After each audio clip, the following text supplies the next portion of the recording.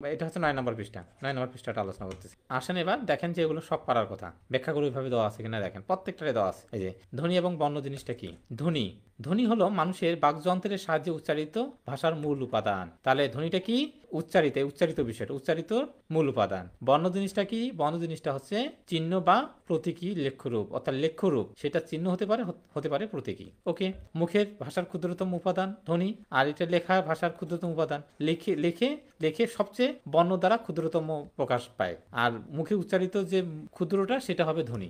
ধ্বনিটাই হচ্ছে সর্বশেষ ক্ষুদ্র, আর লিখিত সর্বশেষ ক্ষুদ্র হচ্ছে আমাদের বর্ণ। ধ্বনি কানে শোনা যায়, যেহেতু মুখের বিষয় কানে শোনা যাবে, যেহেতু এটা বর্ণ চোখে দেখা যায় এবং দৃশ্যমান। তারপর বর্ণমালা, তাহলে প্রত্যেকটি ভাষার ব্যবহৃত লিখিত বর্ণ সমষ্টিকে বর্ণমালা বলে। তাহলে বর্ণমালা জিনিসটা কি? আমরা লিখিত লিপিবদ্ধ কোর্সে যে বর্ণ সমষ্টিগুলোকে, অর্থাৎ সরেয়া ক খ যে 11টা পাইলাম, ব্যঞ্জন বর্ণ যে 39টি পাইলাম, এগুলোই হচ্ছে আমাদের বর্ণমালা। তাহলে বর্ণমালা কয়টা আছে? আমাদের একটা বর্ণমালা আছে। এই বর্ণমালাটাকে আবার আমরা ভাগ করছি মোট দুই ভাগে, একটা স্বরবর্ণ, একটা ব্যঞ্জন বর্ণ। তাহলে টোটাল হচ্ছে আমাদের 50টি। তাহলে প্রশ্ন ঘুরে আসবে পরীক্ষায়, আবার ভুল করে দেখায় না যে যদি আসে বর্ণমালা কয়টি, অনেকে দেখা যায় বর্ণমালা 50টি। আরে বাবা, বর্ণমালা 50টি কেমন ঘুরে যাবে? বর্ণমালা তো একটি হবে। যে বর্ণমালার মধ্যে স্বরবর্ণ আছে 11টি, ব্যঞ্জন বর্ণ আছে 39টি। প্রশ্ন আসলে যদি বর্ণমালায় বর্ণ কয়টি, তাহলে দেখাবেন হচ্ছে 50টি, স্বরবর্ণ 11টি, ব্যঞ্জন বর্ণ 39টি। কিন্তু প্রশ্ন যদি আসে যে বর্ণমালা কয়টি, তো বর্ণমালা তো একটি থাকবে। এই বর্ণমালার মধ্যে স্বরবর্ণ এবং ব্যঞ্জন বর্ণ দুই ধরনের বর্ণ আছে। স্বরবর্ণগুলোকে বলতেছি আমরা ভয়েল, আর ব্যঞ্জন বর্ণগুলোকে বলতেছি আমরা কনসোনেন্ট। আবার ওগুলোর মধ্যে আবার ওই মৌলিক স্বরধ্বনিগুলোকে এক্স্যাক্টলি আমরা আবার বের করব ওই আপনার ভয়েলের মধ্যে। ঠিক আছে, আচ্ছা সেগুলো ব্যাখ্যা আমরা পরে যাব।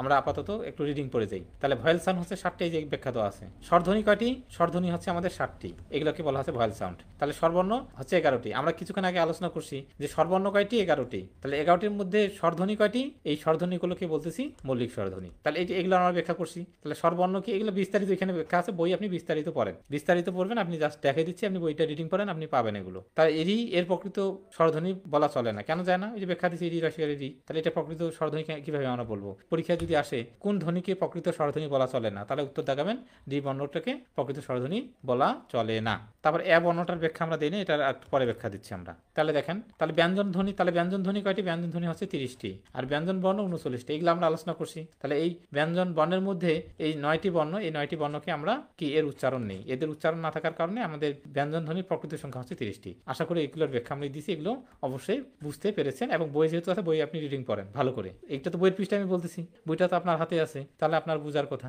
এবার দেখেন মৌলিক মৌলিক ধ্বনির সংখ্যা কয়টি? 37টি। কিভাবে? ওই যে দেখেন, আমাদের মোট বর্ণের সংখ্যা হচ্ছে 50টি। 50টি বর্ণের মধ্যে স্বরবর্ণ 11টি, ব্যঞ্জন বর্ণ 39টি, মোট হচ্ছে 50টি। পরীক্ষায় যদি আসে মোট বর্ণ কয়টি?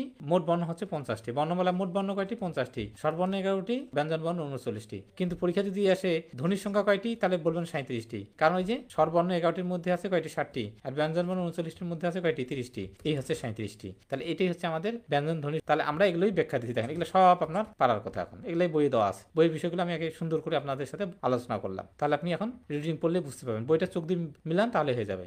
এবার বর্ণ, ধ্বনি নির্দেশক চিহ্নকে বর্ণ বলে। আমরা জানি যেটা মুখ দিয়ে উচ্চারণ করি সেটা ধ্বনি, এটা যখন লিখবো, অ যখন উচ্চারণ করতেছি ধ্বনি, অর লিখলাম বর্ণ, আ উচ্চারণ করতেছি ধ্বনি, আর লিখলাম বর্ণ। তাহলে ধ্বনি লিখিত রূপকে, মানে নির্দেশক চিহ্ন মানে লিখিত রূপকে, লিখিত রূপকে আমরা কি বলি? এই বর্ণ বলি। অর্ধ স্বরধ্বনি 4টি কি কি? আফিয়া আখি জানতে চাচ্ছে। আচ্ছা, আমি এটা বইয়ে এখন দেখে দেবো। এটা আপনি শুধু আপাতত মনে রাখেন, 5টা ভয়েল আছে না, এ, ই, আই, ও, ইউ। কৌশলটা দেওয়া আছে, এই 4টা ভয়েল থেকে বের হবে। আমরা এটা কিছুক্ষণের পরে দেখে দিচ্ছি। হ্যাঁ, আমরা প্রশ্নগুলোকে সলভ করে নিই। আচ্ছা দেখেন, বর্ণ হচ্ছে কি?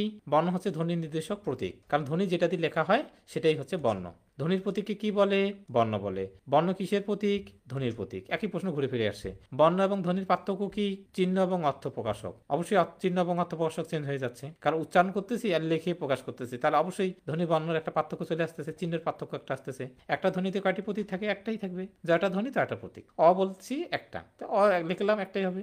আর যখন বলছি একটা, তখন লিখছি একটাই হবে।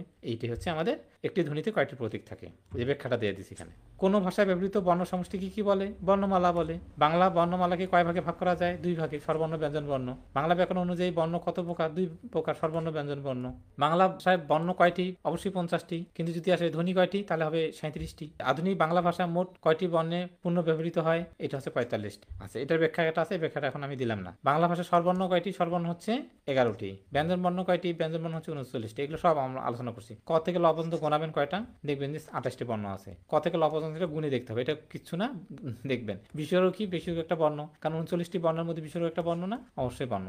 এই দেখেন, তারপর হচ্ছে গঠন অনুপাতে কয় ভাগে ভাগ করা যায়, 2 ভাগে, একটা যৌগিক একটা হচ্ছে মৌলিক। মৌলিকটা কোনটা, ওই যেগুলো আমরা পাইলাম স্বরধ্বনি, যেগুলো স্বরধ্বনি হচ্ছে মৌলিক। এই মৌলিকের মধ্যে আ বর্ণটাকে কি করছে 1974 সালে ভাষাবিজ্ঞানী আব্দুল হাই ধ্বনিটাকে নামকরণ করেন এবং বাংলা মূল স্বরধ্বনি তালিকায় প্রতিষ্ঠা করেন। তাহলে স্বরবর্ণের সংখ্যা হচ্ছে 6টি, কিন্তু বর্ণ হচ্ছে আমাদের কয়টি, 7টি। তাহলে আমাদের কিন্তু এখানে এ বর্ণটা কিন্তু আমাদের কি, এই এ বর্ণটা এখানে দেখেন, এখানে একটা চমৎকার প্রশ্ন দেখেন, খুব মনোযোগ দেন। দেখেন আমরা কিন্তু মৌলিক স্বরধ্বনি পেলাম 7টি, কিন্তু এ ধ্বনিটা কিন্তু যেহেতু এটা ধ্বনি, যেহেতু এটা বর্ণ নাই, কারণ আমরা দেখলাম যে এই বর্ণগুলো কি, এই বর্ণগুলোর মধ্যে এটার লিখিত রূপ আছে, এটা লিখিত রূপ আছে, এটা লিখিত রূপ আছে, এটা লিখিত রূপ আছে, এটা লিখিত রূপ আছে, কিন্তু এ বর্ণটা তো আব্দুল হাই এখানে ঢুকাইছে, এই কারণে এটা তো আমরা উচ্চারণ পাই না, এই কারণে এটাকে আমরা বর্ণ বলবো না। মৌলিক স্বরবর্ণ বললে বলবেন যে 6টি, আর ধ্বনি বললে বলবেন কয়টি। তার মানে প্রশ্নটা দেখেন কিভাবে আসতে পারে। তাহলে দেখেন স্বরবর্ণ কয়টি, স্বরবর্ণ 11টি। 2 নাম্বার স্বরধ্বনি কয়টি, স্বরধ্বনি হচ্ছে 7টি, কারণ ওই যে আমাদের বাদ পড়ে গেল ওগুলো। তারপরে আবার যদি আসে 3 নাম্বার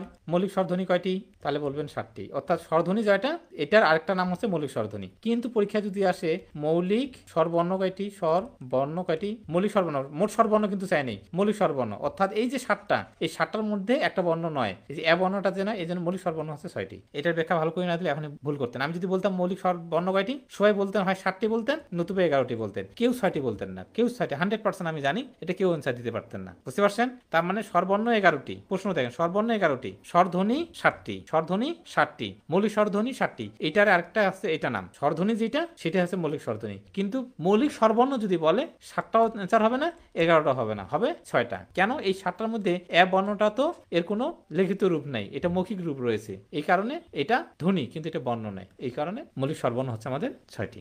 আশা করি বুঝতে পারছেন। তাহলে দেখেন বাংলা ভাষায় মৌলিক স্বরধ্বনি কয়টি, মৌলিক স্বরধ্বনি হচ্ছে 7টি। বাংলা ভাষায় স্বরমূলের সংখ্যা কয়টি, অবশ্যই 7টি, অর্থাৎ যেটা মৌলিক স্বরধ্বনি সেটা স্বরমূল, একই জিনিস। একটি কি, একটা হচ্ছে মৌলিক স্বরধ্বনি, কারণ আমাদের 7টা আছে, 7টার মধ্যে এটা মৌলিক স্বরধ্বনি কোনটি আমরা জানি, এই দুটি হচ্ছে মৌলিক স্বরধ্বনি, এগুলো নয়। ওই যেহেতু যৌগিক স্বরধ্বনি, ওই যৌগিক স্বরধ্বনি। রি হচ্ছে কি, এটা প্রকৃত স্বরধ্বনি বলা যায় না। মূল স্বরধ্বনি নয় কোনটি, ও স্বরধ্বনি নয়, কারণ এটা যৌগিক স্বরধ্বনি, কারণ এটাকে আমরা ভাঙলে পাই অ যোগ হ্রস্ব অথবা ও যোগ হ্রস্ব। এই যে ধ্বনিবিদ মোহাম্মদ আব্দুল হাই বাংলা মূল স্বরধ্বনি তালিকায় যে নতুন ধ্বনিটি প্রতিষ্ঠা করেছেন, অর্থাৎ আব্দুল হাই আমরা কিছুক্ষণ আগে আলোচনা করেছিলাম, ধ্বনিটাকে প্রতিষ্ঠা করছে, মৌলিক স্বরধ্বনির মধ্যে প্রতিষ্ঠিত করছে, সেই জিনিসটাই বলছে এখানে।